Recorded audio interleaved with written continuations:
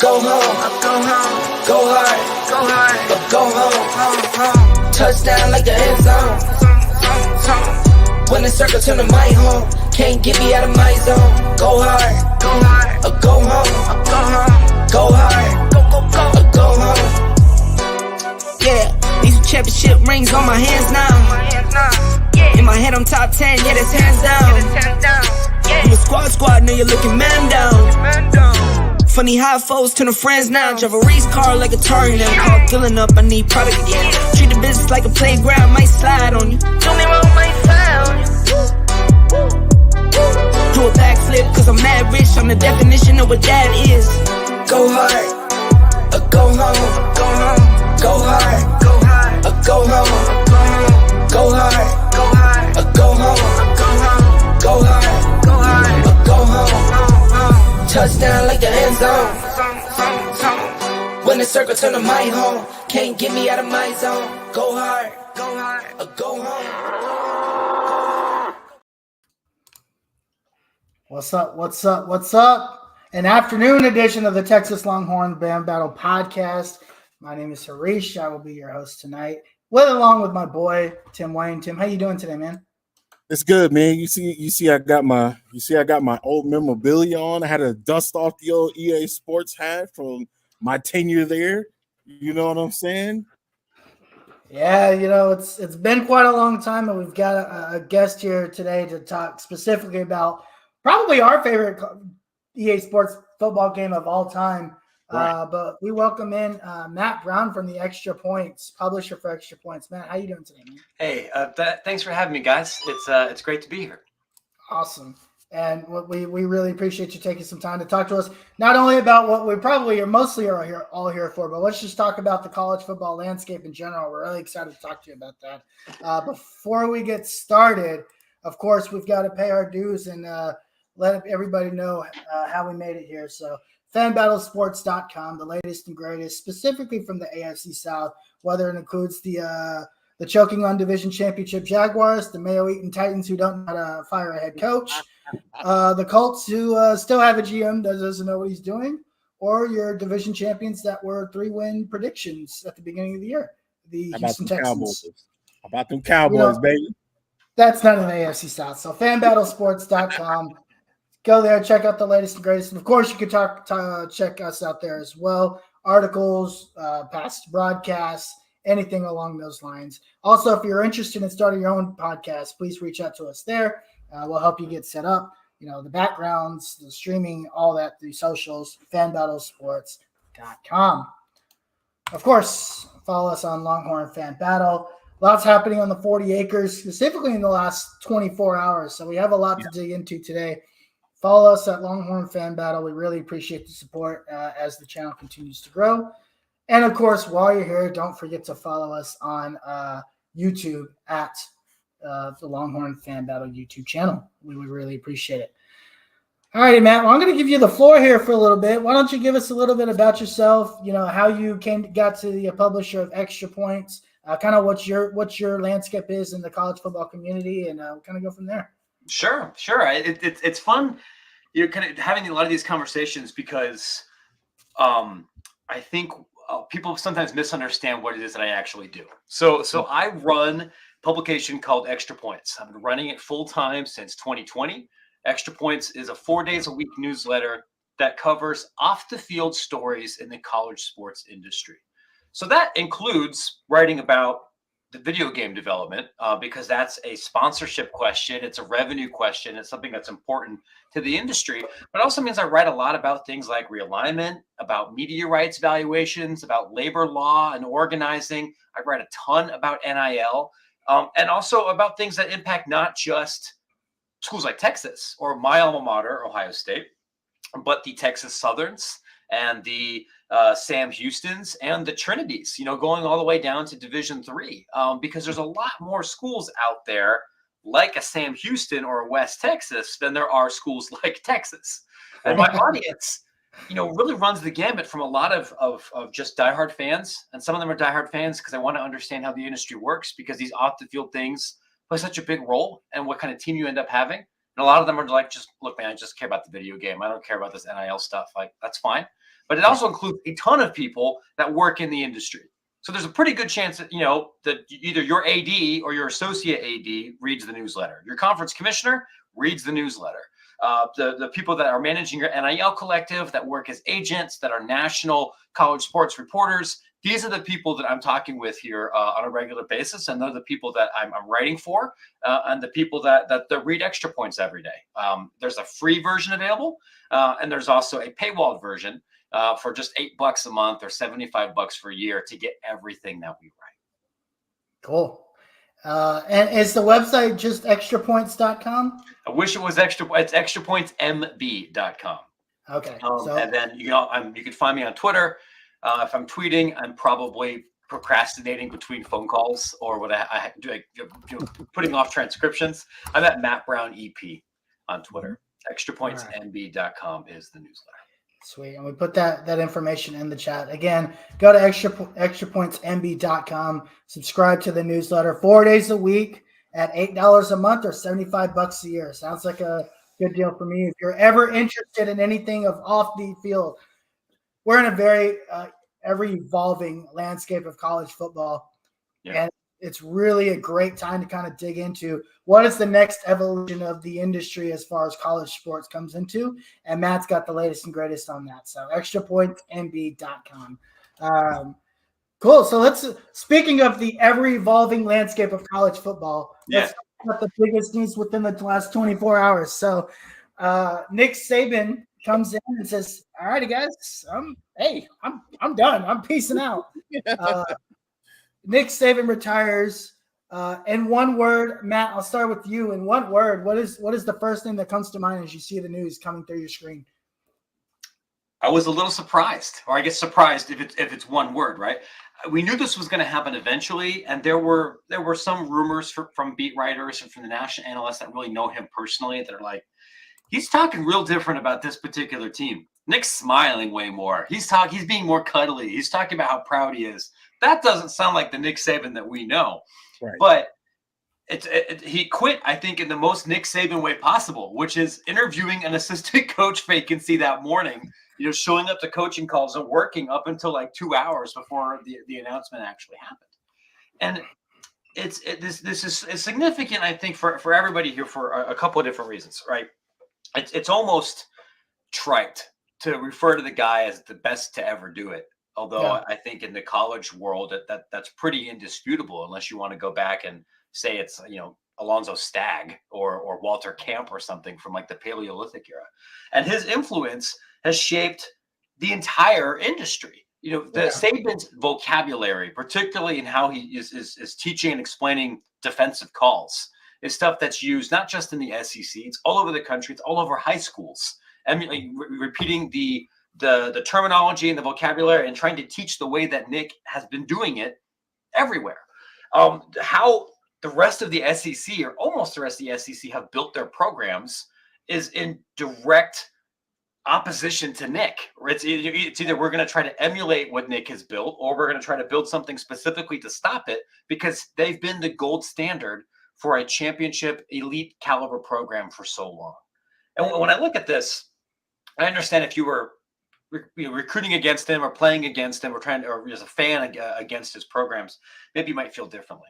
But what's impressive to me, I think, about Nick Saban is more so than the play calling, and more so than the elite recruiting, and more than even all the wins, is what an impressive job he's been able to do to unify all of the discordant voices in one of the hardest places to coach in college football.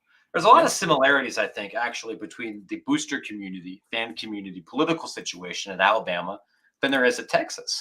And you guys are probably old enough to remember this. Maybe some of your listeners aren't.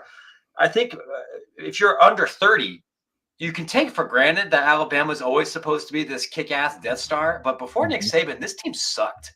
Yeah, this team, these guys were getting they were losing to NIU. The UCF was throwing them in a garbage can. They were a complete also ran in the SEC, and it wasn't just that they were bad; they were embarrassing, right? Like, you guys go Google Mike Price, go Google "Baby It's Rolling" if you want to see like what Alabama looks like when they're bad.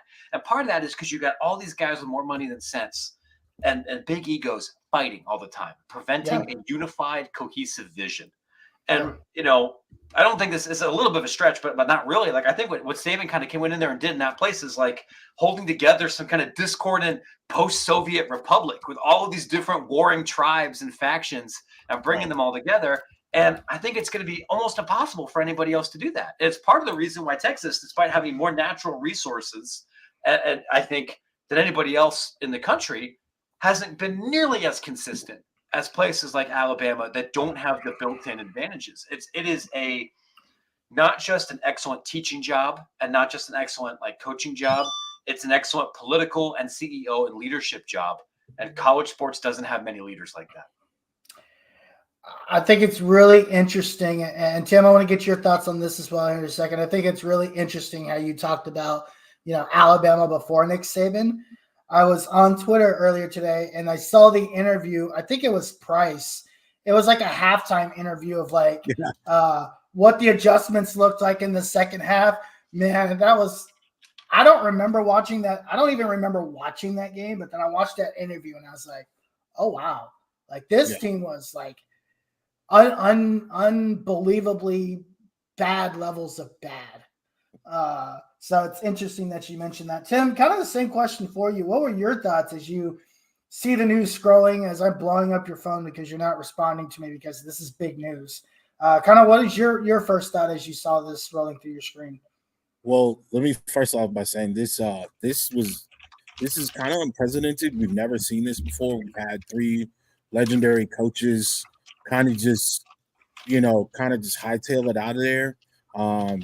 They kind of bowed out gracefully. Talk about Pete Carroll. We could talk about Nick. We could also talk about Bill. So not only is this like we know Nick Saban is the standard, right? But we've also had these other guys that have put significant stamps on the game, whether it be college or pro. Because we know, but Nick had a stint, in the early 2000s prior to going to LSU and Michigan State. He had a small stint with the Miami Dolphins. That didn't necessarily work out, but still, he was heavily sought out by a lot of these college programs. So it was very shocking to see Nick kind of go out like this. I didn't expect him to go out on a loss. To be completely honest with you, I thought it would be more of a swan song, kind of like Coach K. Coach K announced his retirement before the season even started. So as the season progressed along, he got his flowers from opposing teams, and a lot of people were just able to go and say goodbye. We all know that that's not Nick's style. But when you have a staple that's been around that long, you kind of wish that worked out, but it didn't. Nick just wanted to, like you said, just to get out of there. He's been done with it. We've kind of gotten inklings over the years. We've gotten sprinkles, right? We never really got the full story. Even with Coach Sark, prior to him being, prior to Sark coming to Texas, we found out about him coming, having an issue, or not necessarily having an issue, being, the next guy up possibly as a head coach in waiting, was really what was given his title prior to him leaving to come to Texas. But it was all very shocking. It's bittersweet. Honestly, I thought if he would have won another national championship, that would, during the celebration ceremony, he would have, his stuff would have already been packed. They would have had some assistants packing his stuff up back in Alabama, and he takes off in the wind. Yeah, excellent points there. I think the one thing I thought was perfect. I thought it was perfect.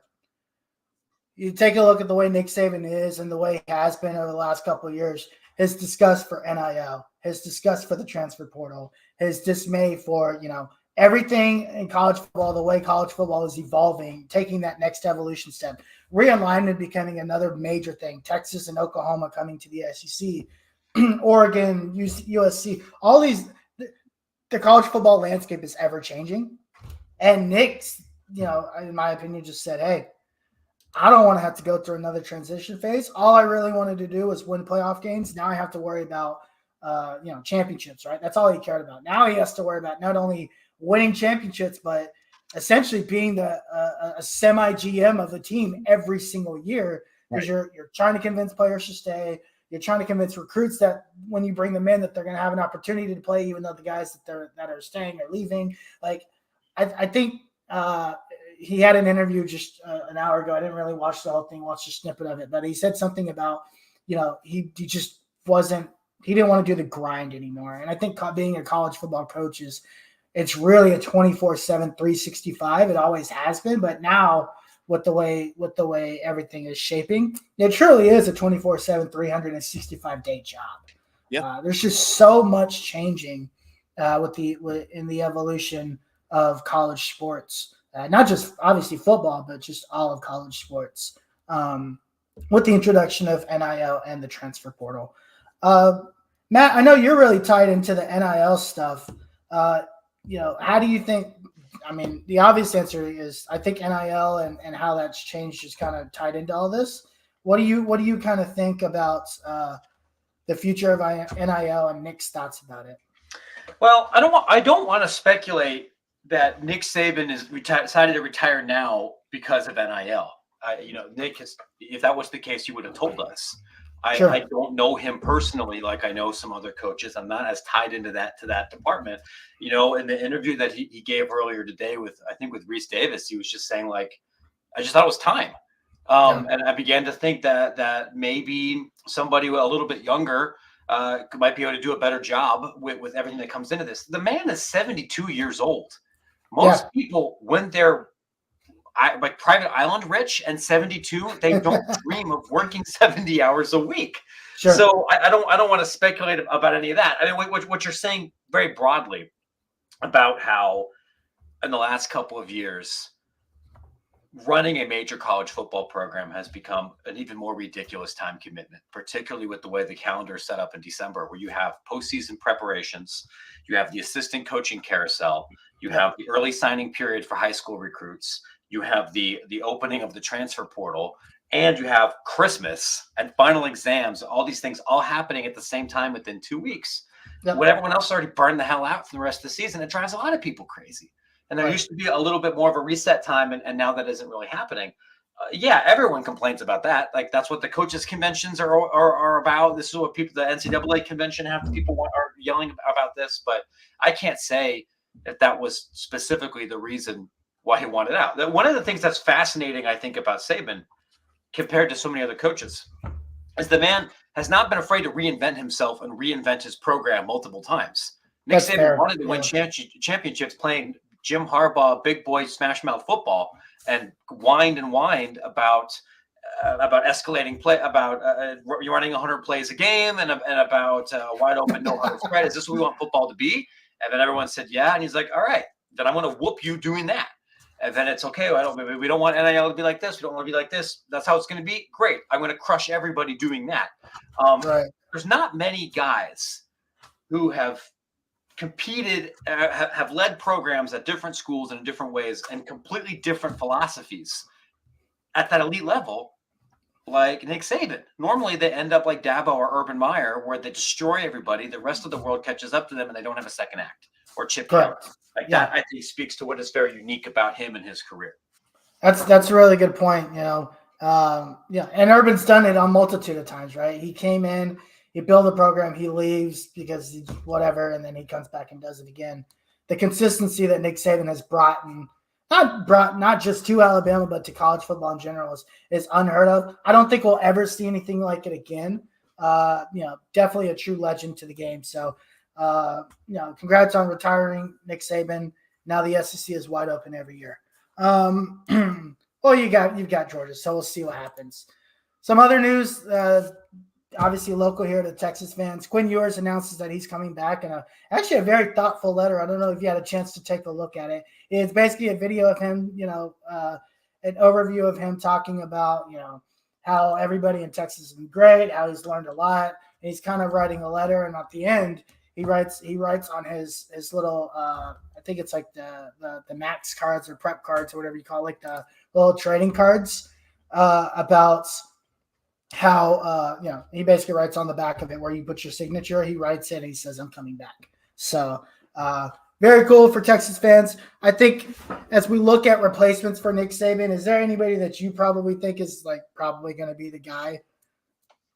No, I couldn't tell you. I mean, it's a weird search because on one hand, they have the money to offer somebody $10+ million if they want. It's a place where between local and regional recruiting, you can absolutely assemble a championship caliber roster. And it's also a place where the pressure is so high that it's almost impossible to imagine somebody who hasn't been a leading head coach step into that job. It's not a place for a coordinator. It's not a place for somebody who's coming in from the NFL that hasn't had a lot of college experience. That will chew you up. Whether that's Sark, whether that's Kalen DeBoer, whether that's James Franklin, whether that's one of 6 other guys, I could not tell you. And that's generally not a part of the beat that I try to capture as much. I will say one of the things that will be a factor, though, is people generally don't want to be the guy that follows the guy, because you're always going to be compared to Nick Saban, and you're not going to be that. And like I saw, I think one of Yahoo Sports bettors, like whoever Alabama hires is going to like win a national title, go like 52-17, and get fired, and everyone's going to hate him because you're not that, right? And that's, I think, a real possibility that will weigh on the minds of some people who might consider this game. Fair enough. Got some questions here in the chat. Is Arch Manning leaving now that Ewers is coming back? No. Arch Manning actually already said in New Orleans he's not leaving. He has no desire to leave.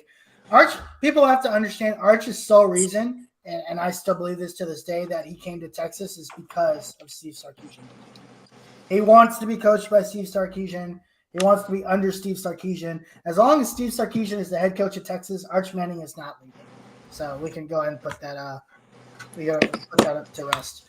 Kirby Smart's going to make a run. I don't know if Kirby Smart it has it built in him like that. He won 2 in a row, and I think it's great. Are we sure that people haven't caught up to Kirby Smart either? I mean, he's also somebody else that's also already complaining about NIL and people sitting out and all this cockamamie stuff that's happening in the sports football land. Are we sure Kirby Smart's going to be this next guy that's gonna make this huge run at winning national titles or 7 straight or being at that kind of level? I mean, I don't think anyone's going to do that, but what Georgia has built at a place where I think the built-in advantages are actually better than Alabama. Okay.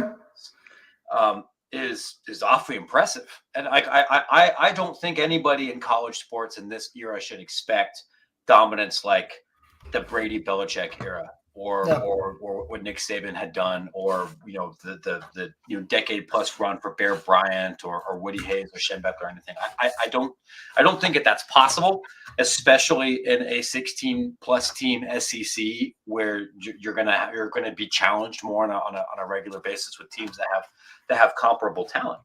But I don't know how you can't look at what that program has accomplished, and I say program because that's a similar thing. What they're doing with NIL, what they're doing with coaching trees, what they're doing with retaining talent, how they're evaluating talent, and then just turning teams into hamburger. That is I look at that program now without Saban as this is the organizational best team in college sports, even though Michigan is the defending national champion. We'll see what that looks like moving forward. Fair enough. Cool. And then Sam says, who is Nick Saban? Never heard of her. Sam, for Matt, if you don't know, Sam is co-owner of fanbattlesports.com. She's also a resident Jaguars fan who lives in absolute tearing fear as the Jaguars choked away their best start in franchise history. So, and she's also a big fan of Jalen Ramsey. So if you ever want to find her on Twitter and tweet Jalen Ramsey pictures at her, she's a huge fan of Jalen Ramsey. Sure, you got it. All right. Cool. So let's talk about EA Sports college football. So Matt, I know obviously the big thing was we were going to see something on Monday at the national championship game. That's the thing that's been kind of floating around the internet. Trailer, teaser, screenshot, picture, something. I know you and I had some conversations previous to today about what not to expect and what to expect. Is there anything developing since Monday that you know of that you could share with us about where are we at today? When is there going to be a reveal? Is there going to be anything that we should expect or anything at all? Nothing that I can say in public. I think I have learned my lesson about speculating, even if it's informed speculation, even if I couch it in a bunch of words that would make a thinking person believe that I was speculating. I'm just not going to do that anymore. What I will say is, I've made a bunch of phone calls since Monday. I've reached out to multiple people that work at the company and work in this industry on Monday. I would love to be able to, at some point, share the story of that decision-making process. But I can't tell you a timeline about anything else. The only thing I will say is I stand by what I have reported for the last 2 goddamn years. This game exists. It is still planning on coming out. And if you don't believe me, that's fine. You don't have to. But EA themselves has now said this multiple times in the last 3 months. So if you are going to get in my mentions or in my DMs or my inbox asking if the game is coming out, at best case scenario is I'm going to ignore you. Perfect. Hey, we wouldn't expect anything less because we know how toxic the game community can be, specifically the EA gaming community. It's a very toxic place. Tim, do you have any questions specific around NCAA? Or sorry, EA Sports college football. No, EA Sports college football. Now, Matt, I as 2 former employees that used to work at EA, we worked. We kind of know the ebbs and flows of how games are supposed to be put out and what it takes to put these games out. We weren't developers, but we've definitely, been around developers. We worked with, firsthand, been point of contacts with studios, things of that nature. We've held.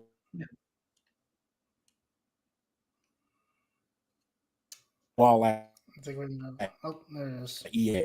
My question to you is, what do you think was the reasoning behind just ditching the trailer or any news altogether? Do you think that there's going to be press conference? Do you think there could be some maybe some other gaming convention? What do you think was the ultimate reason for them saying, "Hey, we're going type of announcement today"? Yeah. So you're breaking up on me here a lot, but I think I understand the question. So I'll try to answer it like this. First, based on the conversation, that's okay. Based on the conversations that I had with multiple people working at the company in November and early December, I don't believe there was ever a plan to do a commercial. I don't think there was ever a plan to do a very extensive released information anywhere. And I've had people say, like, if there was going to be a commercial, we would have seen it. It would have popped up in assets folder internally. That was never a thing. As best as I understand here, there were plans to share something small and perfunctory during that time period, but not.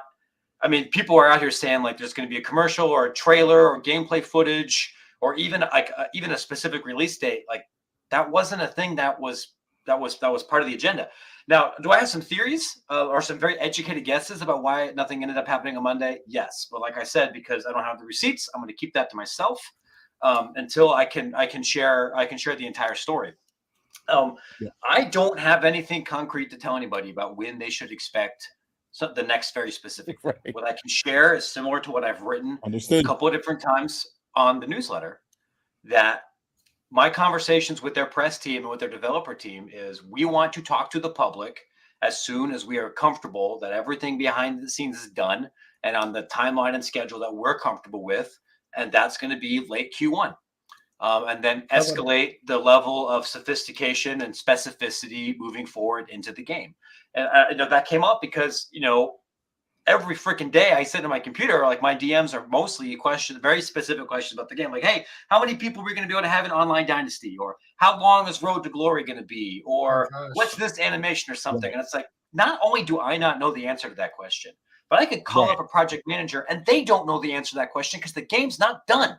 And when it's done, and like those are the kind of things that you can have code lock and you do a bunch of play testing and you adjust in April. Like that's not the kind of thing that's going to be in a press release. And so once I know, I promise I'll share it with everybody. And I'm going to keep making phone calls and keep trying to figure it out. But I can't tell you when you're going to get it, the next update, other than late Q1. Okay. As unsatisfying an answer as that might be. Yeah, that's fair. Late Q1 is actually better than not sure. So I do have we'll take late Q1. Tim, go ahead. That's quite a. Yeah, we all know about late Q1. Q1, we don't want to throw what EA's actual release calendar is, but we know what that is internally. We won't share that information, but to be quite frank, I wasn't expecting a giant commercial, some hoopla, what everybody else was expecting. I wasn't even expecting something to be on TV. I was just making sure I checked my notifications during the game to see if they throw something out there on Twitter, Instagram, whatever the case may be, TikTok, whatever the case may be. I wasn't looking for anything super crazy. I think the sheer excitement and me and Harish can go back. We've had a dynasty, in remission for 10 years, with 13 people actually. And they're ready to go whenever this game drops. We're all ready and preparing for this game to drop. So we understand the excitement, not only from a fan's perspective, but from working in the video for as long as we have in general. We made a lot of friends, lifelong friends from this game. College, as far as where I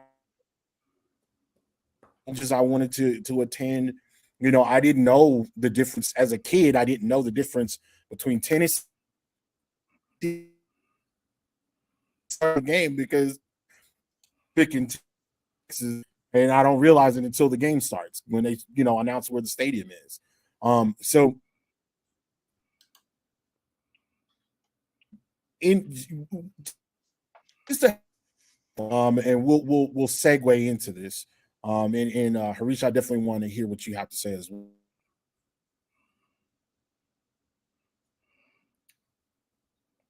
Would you be opposed to the game being called Nick Saban's EA Sports College Football? I don't know why you do that. Part of the reason Madden is Right. is because, as you guys know this even better than I do, Madden was intimately involved in the actual creation of the game. Madden was the lead technical consultant. Madden, was the guy that convinced Trip Hawkins to make sure that the game had 11 people and not 8 people on each side, and was very. I mean, it wasn't a perfunctory thing where it's just you're the guy kind of selling the game, sort of like Bill Walsh was in the very early Sega Genesis games, where he wasn't the Godfather in there, right? I think a fun thought experiment is imagine the last time Nick Saban played a video game. Yes, he's not regularly on the sticks, right? Trying to figure this stuff out. If you want to put Nick Saban on the cover of the game, sure. I think that would make sense, but I wouldn't change the IP or create a new branding thing around him if he's not going to be in the blood and guts of the game the same way that John Madden was for really a long time. Yeah. That's a fair point. Yeah, I like that. I did forget that John was actively involved in various parts of consulting in that game. So yeah, that's not something that I thought about. So that's a really good point. Anything else, Tim, on this question that you have, or just in general, before we go more specific into the next topic?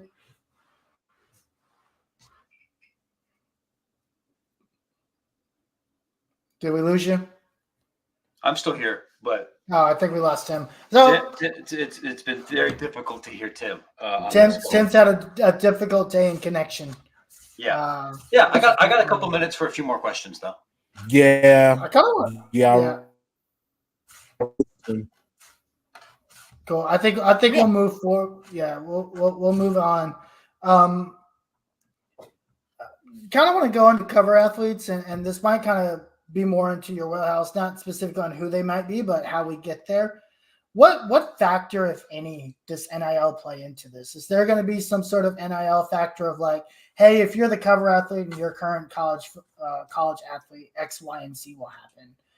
Is there anything you can expand on in there? Is there any correlation at all? Yeah, actually. So the way that people at EA have communicated, we want to license as many college athletes as we can to be in the game, scholarship athletes. And in order to do that, because we're looking at over 11,000 of those athletes, right, we have to offer what's called a group license. Same mechanism that you use to get everybody in Madden, everybody in NHL, everybody in anything else. And it's a reflection of the fact that you logistically can't negotiate 11,000 plus different deals. And so everybody that's going to be in the game gets the same deal. Now, there's been a lot of reporting that deal is $500. And I'm telling you, it's not true, because the deal doesn't exist yet. And the deal won't be sent out until April, until rosters are more finalized, so they can, so that they can sign everybody up. It's not going to be 10 grand. It's probably going to be pretty close to 500-ish, but like that exact number is not set.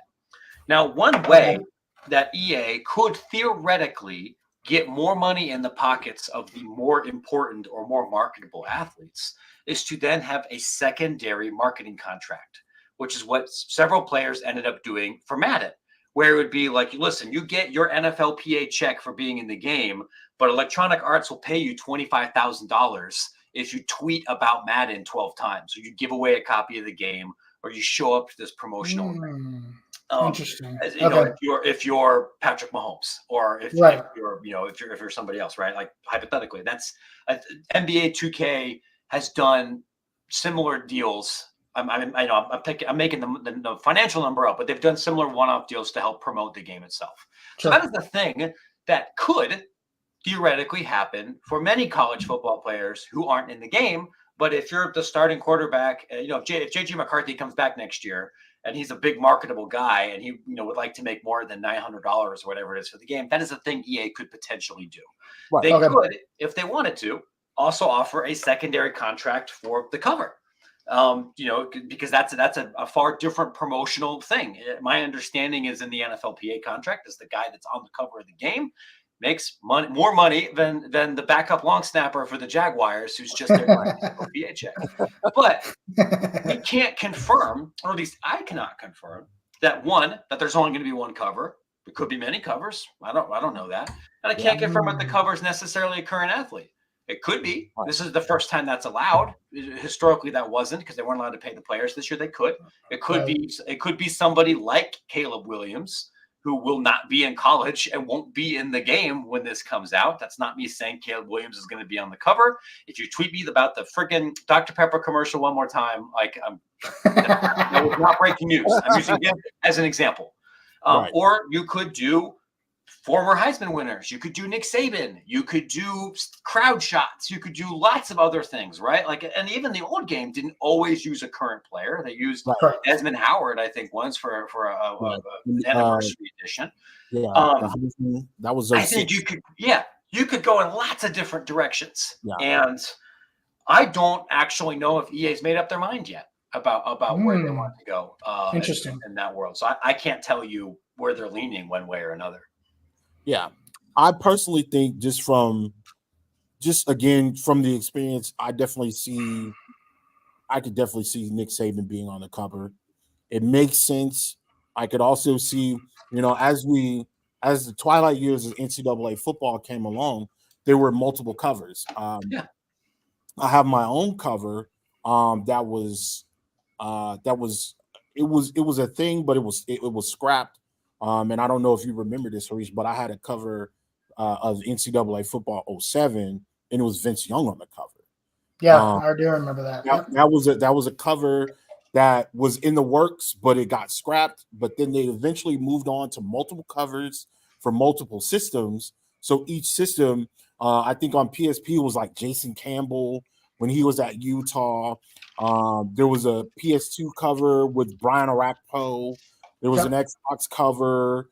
There was an Xbox. I think that was just a regular Xbox or maybe Xbox 360. I can't remember what cover it was, but they were to get to the point. There were multiple covers, and I can definitely see that being the same issue again. But with Nick Saban kind of retiring, how he's been the standard within the college football realm for over the last 20 years, I can definitely see maybe one cover athlete. And then backdooring with maybe a special edition. And again, guys, we don't know. If this is not something that we know. We're just projecting. We're just throwing these things out here. We're having a little fun. So don't blow Matt up. Don't blow us up. We don't know. But, I could definitely see a traditional cover athlete, maybe the Heisman winner. I don't know. Or, a collector's edition with Nick Saban on the front cover. This is just forecasting based on what we've seen in the past and what we've known as working as former EA employees. Absolutely. Matt, I know we're short on time here. I know you've got to get running. I know you had said he had a meeting. We really appreciate you joining us here today. Did you want to go ahead and plug in yourself? Let us know where we can follow you. Reiterate your newsletter, and we can wrap it up. Yeah. You bet. I mean, what I can tell everybody here is that as I learn more things, not just about this game, but about realignment or about this industry itself, the first place it will go will be on the newsletter. And that's not just because I get paid if people subscribe to the newsletter, but also it gives me a chance to give more context than I can in 160 characters or whatever. And that's at extrapointsmb.com. I expect here over the next couple of days, I'm going to have some follow-up coverage from the NCAA convention. The reason I have to hop off here because I have a call with a couple of people at the NCAA for a story that is going to come out, I think, early next week. We have some Division III stuff coming out next week. I know that people care very deeply about this project, and I can assure you, like, it is something I care about too, and we'll keep picking at. But you can find it at extrapointsmb.com or at Matt Brown EP on Twitter. Fellas, it's been a pleasure. Thanks for having me on. Awesome, Thank man. you. You have a good one. Yep. Take care, guys. Have a good one. Thanks. Matt Brown, Extra Points publisher. We really appreciate him jumping on. Tim, I mean, I know it's been hard for you internet wise. Any final thoughts on today? No, I know before we jump off here, I really wanted to get your opinions here on who you think should be cover athletes. Like, who do you think in your mind when you think about the cover, right? And we've been playing this game since we were infants, right? We're little boys, right? When it comes to mind, who do you feel? And if you feel like it's a Texas player, by all means, like, throw it out there. But if you had to pick one or two players that deserve to be on the cover, who would you put on the cover? Yeah, to me, it's difficult to put just one because I think it needs to be bigger than just a single player that's coming back. I think there needs to be a culmination of players from the last 10 years that we missed, right? Right. Now, is that the last 10 Heisman winners? Maybe. Is that, is that every major fan base mascot on the cover, right? Mm-hmm. Is it crowds? Is it like different like pictures of like backgrounds of crowds? Right. Like what? I don't know. I mean, also not only has the game changed, but a lot of the schools are now FBS schools. Yeah. Right. Texas State is going to be in the game for the first time. They were not in the game last time. To my knowledge. They were there. They were FCS school. They were FCS. They weren't in the In order for them to win the national championship, you would have to move them into a conference. Right. Yeah. Right. But there's schools that were not in the game before that are now in the game. So my Texas Southern team was not there. Yeah, and they will be because HBCUs and all that good stuff. I don't know. I mean, if there's a person that I would want to be on the cover in all seriousness, it's got to be a marketable player. I love Quinn Ewers. He's not marketable in my opinion. Right. Who is marketable and just the last? Caleb Williams makes a lot of sense to me. Mm-hmm. Bo Nix makes a lot of sense to me. Okay. Marvin Harrison Jr. makes a lot of sense to me. Okay. You know who makes a lot of sense to me? JJ Watt makes a lot of sense to me. JJ Watt? Yeah. Okay. Again, you got to think about marketable players. Mm-hmm. Like imagine somebody putting JJ Watt in his Wisconsin uniform. That would be sick. That'd be sick. Like those are the types of things that makes you've got to be able to find. Honestly, if we're looking at a player of today, Shedeur Sanders makes a lot of sense to me. I see that. Right, son of Deion Sanders, the two-way legacy, the legacy that's building at Colorado. He's just a marketable. And I wouldn't even put Shedeur Sanders in like a uniform. I just put Shedeur Sanders holding up his watch. Right? Yeah. NCAA 20 and NCAA 25 on the face of the watch, like some kind of crazy crap shit like that. But it's like Shedeur Sanders is like a smaller part, and the watch face is like a larger part of the cover. Right. Like I think something like that would be sick. But I also think there's going to be multiple covers.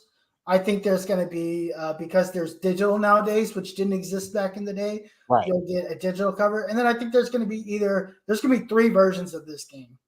Okay. There's going to be a standard edition with whoever this cover athlete is, right? So they don't have to pay him as much. Right. There's going to be a Heisman edition. Who's going to have probably Jaden Daniels on it because he's the last Heisman. Right. And then there's going to be a Hall of Fame Legacy edition or something along those lines. And Nick Saban's going to be on that cover. Right. And that's what I think will happen. Okay. Yeah, I was kind of thinking the same thing. For me, I did a lot of thinking about this. I would say over the last couple of weeks, and again today, or within the last 24 hours. As we've gone back and forth with all the news that's been coming out. I can definitely see, I can see Daniels, the Heisman winner being the traditional cover athlete. Again, we don't necessarily know, guys. We're not giving up any information. We're just speculating. We're having fun, as you should. So I can see Jaden Daniels being the base cover athlete. I can see a deluxe edition, and the deluxe edition would be geared towards a bigger player or a bigger name, and I think that bigger name would be Deion Sanders. Personally, I don't know if you've kept up with Well-Off Media and what they've been doing over the last year, but I keep up with them frequently and I watch their content. They made a run after the TCU game at the beginning of the season. They had a bye week. They made a run to Orlando. So that made me believe that if Shadur wasn't going to be on the cover, it was going to be. You're saying all this all-out media thing? Yeah. Isn't that Deion Sanders Jr.? Yeah, that's his. Okay. That's his, My that's wife his watches that company. channel. I can't stand it. Yeah, they do. They document and have their own media company, and I think it's pretty decent. It's a lot of just raw footage, which is why I like it, because there's no real edits in it. So like I said, in the bye week, I believe that Coach Prime he came back to Texas. There was a big game here in Texas, Arlington Stadium. AT&T Stadium, excuse me, where the Cowboys play. But before they did that, they made a stop in Orlando. And I believe personally that not only did there's Deion's face get scanned in it, I think Shadur's face got scanned in it.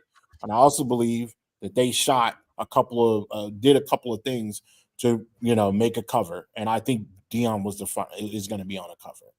I also believe within the next 24 hours, just like they reacted to, the unfortunate passing of John Madden, I could also see them doing the same thing with a Hall of Fame edition, which we all know about, with having Nick Saban on the front cover.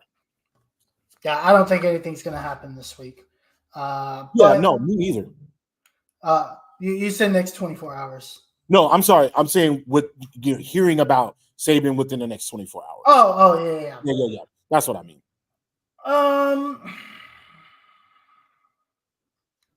It is very knee jerk, but at the same time, it's just like it makes sense. Now, again, there have been some questionable things that we've questioned, as fans and also as employees of what the direction that they've gone. But at the same time, like I could see that happening. I've always put college football or NCAA in a league of its own. I don't think it operates like the other games. It hasn't in the past. We don't necessarily know. We know, we know what, again, we know the insider situations and what was going on prior to the demise of the college NCAA football. And we know how there were two separate teams, and we know how that team was a lot more detailed. Let's put it like that. The focus was a little bit more detailed on that. So, yeah, that's fair. Cool. We'll see what happens as we have more news. I'm sure Matt will share it with us. We'll also try to get him on sometime at the end of Q1. Again, Q1 and EA's calendar is completely from Q1 and everybody else's calendar. So I wouldn't expect anything to maybe about like April or May, according to that calendar. Their Q1 doesn't start till April. FYI. Right. So I thought we were trying to keep that on the wraps. That's public information. You can go Google when their fiscal year starts. Oh, okay. See, I didn't want to throw that out there. I didn't want to throw that out there. EA's Q1 is April, so they are currently in Q4. By their standards. Right. So, and yeah, go. I probably can Google EA fiscal year. EA fiscal years. Yep. Fiscal year 2022 ended March 31st, 2022. So there you go. Literally the first line on their website. So Fiscal year doesn't start until April 1st, folks. So I wouldn't expect anything for another 30 days, 90 days at least. And just an FYI for those of you that are not in the sports world for all of their games, they typically don't say a lot about their games until about 30 to 60 days before. So that puts us at May. I wouldn't expect any hard information until May. And they also have to keep in mind, NCAA always coincides with Madden. So they've got to make sure before they put their stuff out and finalize everything, Madden has their stuff finalized so that the sequence of the two games can go together. Right. Because honestly, Madden has been missing the link of NCAA for 10 years. Madden really went down after NCAA went away. Yeah, and Madden has started to come back up in the last 2 years. Why? NCAA was announced 2 years ago. Right. Yeah. I mean, it's crazy. I know you've played a couple of different versions of NCAA within the last couple of years. I've been playing NCAA 13 on the PS3 because I don't feel like digging my Xbox out of storage. So I've been having fun with that. I think I'm in like year 12. I done moved 4 or 5 different schools within the last couple of years. So it's been keeping me entertained. Yeah. I've loved watching people that create content with the modded version of NCAA with Madden. They did the PC community is, I don't know how they do it, but kudos to that community for keeping that thing up and running. It looks sharp. It looks good. The recruiting is fire. So I can just hope, as a dynasty player, we're dynasty players. For y'all that don't necessarily know, we've been in a dynasty for a long time, and we just been hoping and praying. And so when we got the word, we basically got the core group of band members back together, and we've been rolling in a group for about a year and a half, 2 years now. So any information that comes out, we've been sharing it within that actual group, and so we just look forward to the game coming out. Again, Harish already let you guys know the fiscal year starts in April. Matt told you when if you were to expect anything, that would be the time. So any parting words before we get out of here? I know it's been a crazy week. I don't know why my laptop just decides to die in the middle of an interview. That sucks, but that's all right. It happens. No, I mean, hey, when yours is back, I think that all but solidifies that Steve Sarkisian is going to be back. But I'm still a little bit nervous. I mean, no, I'm not. I haven't heard anything directly from Sark saying that he's not leaving, right. Except Quinn saying in his statement, "My coach and my teammates." Right. Which Quinn is only here because of Steve Sarkisian. Right. I will say this: if because we've been gutted like this before. Right. If Steve Sarkisian leaves, right, Arch Manning's going to transfer. It's 100%. You think he's going? You think if Arch? I'm sorry, if Sark leaves, you think Arch is leaving as well? Yep. Right. Well, I don't think. I think again, I've said this before, and I'm gonna stick with my guns. I think if Sark wasn't there, I still think Sark. I still think Arch comes to Texas because he was a fan before. So yeah, I think that only goes so far. Being able to, develop under the guy that you wanted to develop under your entire life. I mean, that's a plus. I think that was a different. Plus. Sure. I think I think the fact that he was at Texas was a plus. Right. The fact if Steve Sarkisian was still at Alabama when Arch committed, he would have gone to Alabama. You think he does? Yeah. Yeah. If Steve Sarkisian goes to freaking Colorado State tomorrow, you think Archie's here? Yeah. Okay. He talks about way too often how much he admires Steve and he wants to be in that system. But again, I don't think Quinn Ewers comes back if Steve Sarkisian isn't staying. Okay. Well, I think that's basically his way of saying I'm staying. Right. Yeah. I mean, again, I hope. Yeah. All we can do is speculate. Until we hear something, we'll definitely keep you guys in the know. Harish has been doing crazy work on Twitter, getting any information, updating any any and every piece of information. If a player transfer out, if the player declares, Harish has been on top of that. So kudos to you again, because it's a lot, and it's like really a 24/7 job. There was tweets going out, and I was seeing tweets being responded to as I was going to sleep. I was falling asleep, trying to keep up with everything that was going on last night. As we kept hearing about Sark, because before I went to sleep, this is what I heard before I went to sleep, and we'll end it there. What I heard before I went to sleep is that there was a players chat, a private players chat that had been discussing about what was going to happen with Coach Saban now that he left. In the group chat, from what, and I don't know, I can't remember what source it was, but I would say it's pretty credible. I just can't remember it off the top of my head right now. But basically, they were saying like Sark had already explained to the team or to that group chat or to the players that he wasn't leaving. But then you hit me with some numbers this morning that made my butt pucker, dog. So it's just about Sark being, possibly leaving. So I don't necessarily know. One can only hope and pray that it changes, it stays, that Sark stays. Hopefully, you put something out there pretty soon to ease the college football things. I think personally, Sark is still gonna listen. Not saying he's gonna leave, but I'm saying he's gonna listen.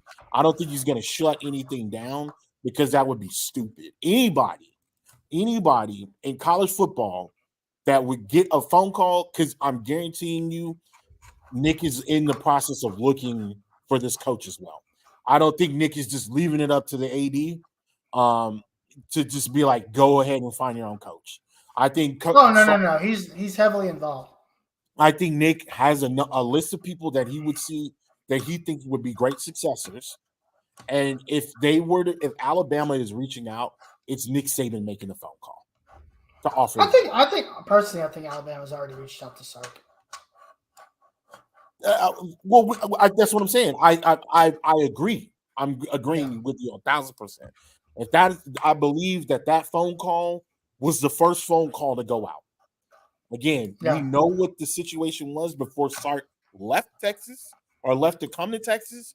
We knew that he was going to be a head coach in waiting, but Texas came up. Nick being, being a mentor, was saying, "Hey, like, you got to take this job." He mentions it in his press conference when he came to Texas, that was a job that Nick was a very vital point. Wait, what? What is that? Joel Klatt explains why Steve Sarkisian will not accept the Alabama job. Oh, dude. This is according to Joel Klatt. Okay. Who yesterday said Steve Sarkisian is the number one candidate for the Alabama job. I mean, we all know that. We know that. We as Texas fans know that. The rest of the college football world doesn't understand that. So it's just going to get more and more crazy. Guys, that's why we kicked his ass 70-3, because he doesn't know shit. I'm kidding. I love you, Joe Klatt. I love you, Joe Klatt. Come on the show, dog. I again. Here's a question. Yeah, go ahead. Now that Nick Saban's gone, isn't Texas a better job than Alabama?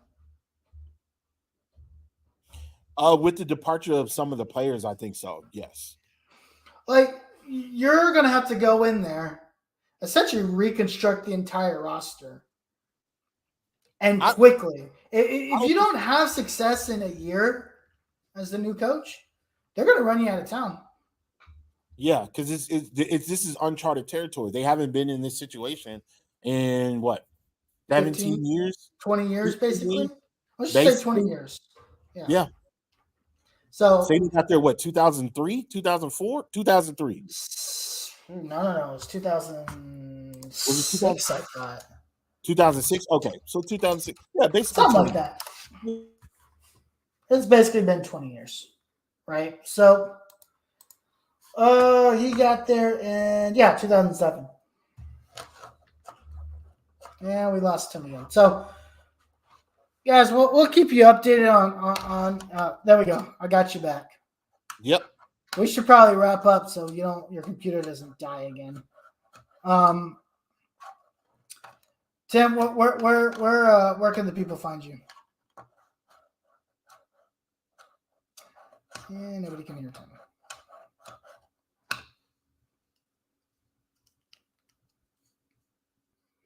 All right. Well, hey, you guys can find me at the Uncle Gandhi on everywhere.